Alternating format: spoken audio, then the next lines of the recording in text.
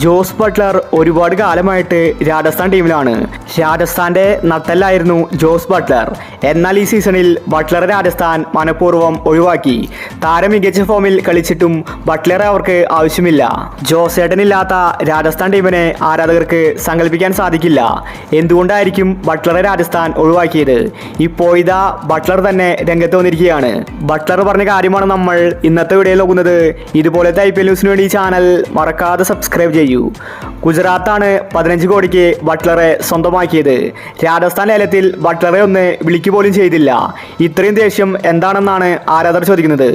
ഇപ്പോഴിതാ ലേലം കഴിഞ്ഞ് ബട്ട്ലർ പറഞ്ഞത് ഇങ്ങനെയായിരുന്നു: എനിക്ക് രാജസ്ഥാനെ ഒരുപാട് ഇഷ്ടമായിരുന്നു, പ്രത്യേകിച്ച് സഞ്ജുവിൻ്റെ ക്യാപ്റ്റൻസി ഞാൻ ഒരുപാട് ആസ്വദിച്ചിരുന്നു.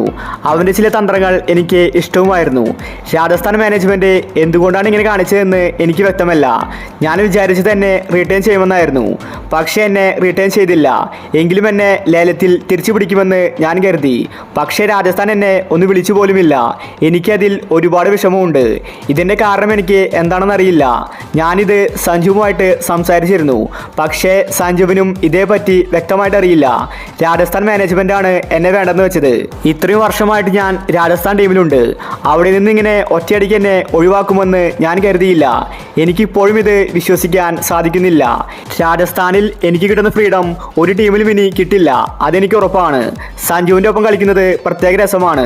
ഇനി അങ്ങോട്ട് ഗുജറാത്ത് ടീമിൽ മികച്ച കളി കാഴ്ചവെക്കണമെന്ന് ജോസ് ബട്ട്ലർ വ്യക്തമാക്കി. ബട്ട്ലർക്ക് നല്ല സങ്കടമുണ്ട്. കാരണം രാജസ്ഥാൻ അതുപോലെയാണ് ബട്ട്ലറിനോട് കാണിച്ചത്. ഇത്രയും മികച്ച ഫോമിൽ കളിക്കുന്ന ഒരു താരത്തെ വെറുതെ ഒഴിവാക്കി. ലേലത്തിന് മുൻപുള്ള T20 മത്സരത്തിലും ജോസ് ബട്ട്ലർ തകർത്തടിച്ചിരുന്നു. എന്നിട്ടും അവർ ലേലത്തിൽ ബട്ട്ലറെ വേണ്ടെന്ന് വെച്ചു. രാജസ്ഥാൻ ചെയ്ത വലിയ മണ്ടത്തരം തന്നെയാണിത്. അപ്പോൾ ഇതുപോലത്തെ IPL ന്യൂസിന് വേണ്ടി ഈ ചാനൽ മറക്കാതെ സബ്സ്ക്രൈബ് ചെയ്യൂ.